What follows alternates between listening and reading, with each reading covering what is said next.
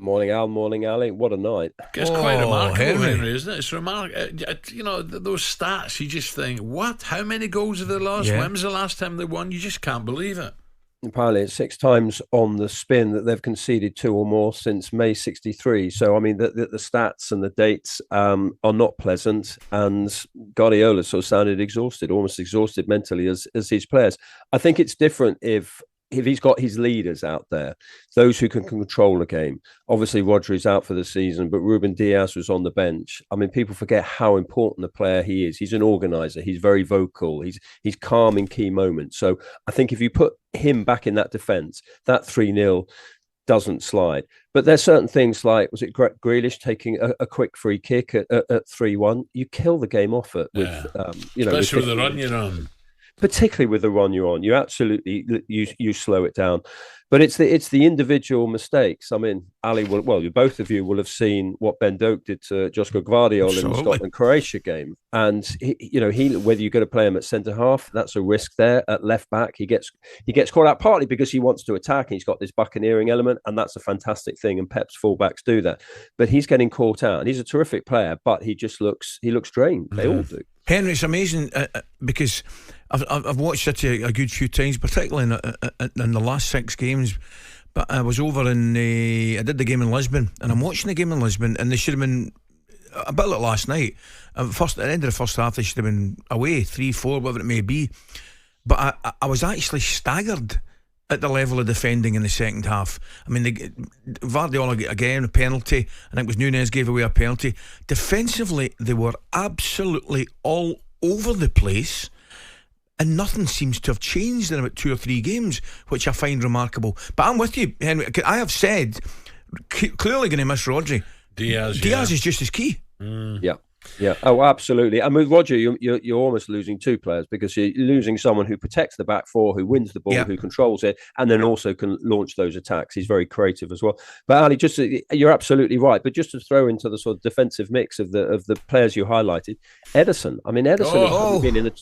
But he's probably been in the top 5 goalkeepers, top 3 goalkeepers for the last sort of 5-8 years, internationally, as well as obviously for City. And you see some of the mistakes like that, and he's just like a cat on a hot tin roof at the moment. Henry, would you dare at the weekend have a little pound on City at 4-1 at Anfield to bounce back?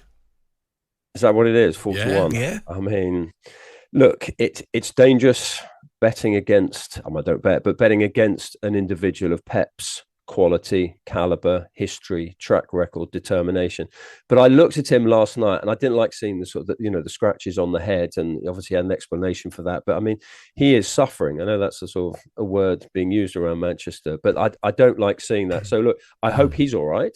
And, that is, I mean, you look at Liverpool at the moment, 2 sides to every game, and Liverpool are absolutely fine. Liverpool have all the tactical cohesion, compactness, organisation and confidence that Manchester City, the serial champions, are lacking at the moment. Tell you what, Henry, I beg your pardon, we're on out of time. I wanted to get to Arsenal, if I may.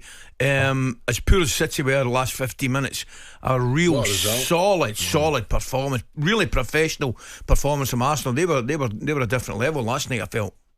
Well, one name, Martin Odegaard. He makes such a difference when he comes back. I mean, you can talk about Rodri with City, but Martin Odegaard, he brings more out of Saka. He brings more out of that midfield. They're less cautious midfield, so not so many sort of defensive midfielders. When you've got Odegaard in there, he's linking the play. He's a leader. Obviously, he's captain. I think he's a fantastic player. And you just saw him last night. Obviously, there were other good performances last night. Saka was good. Timber was good. Havertz, and they were terrific. But Martin Odegaard is the conductor of the orchestra, and it's a very, very in-tune orchestra at the moment. Henry, how do you see tonight? Well, let's take the 2 English. We'll talk maybe Celtic later on with Rod. So Rod's coming on. But, I look at Liverpool, I look at Villa. It's some 2 crackers tonight. Well, first, good luck to Celtic. But I was very intrigued yesterday with Jude Bellingham's comments about being made a scapegoat. Look, any young player who comes into the England firmament and the focus on him, I don't like hearing the stories. And he was obviously genuinely upset about sort of journalists turning up at I think it was his grandmother's house and all that, because the relatives are almost the innocents in all this. But he has to realise there is so much support and goodwill and sympathy for him in the press box. I mean, I voted him third in the Ballon d'Or because I thought he had such a fantastic year behind Rodri and Vinicius Junior. So there's a lot of support for him there. So I felt it. I was a bit sad when I heard that he felt he was a scapegoat. Yeah. After the Slovakia game, he was praised to the hilt. He's the future of England. He's a future England captain. There's so much love for him, not simply in the press box, but more importantly, amongst the fans and nationally. So I hope he doesn't feel a scapegoat. No. Henry, enjoy tonight. Enjoy Thank football you. tonight, Henry. Pleasure. Good luck, Celtic. Thank you, Henry. talkSPORT Breakfast, waking you up Monday to Friday morning from 6 a.m. on AM, on DAB, via the talkSPORT app and on your smart speaker. talkSPORT.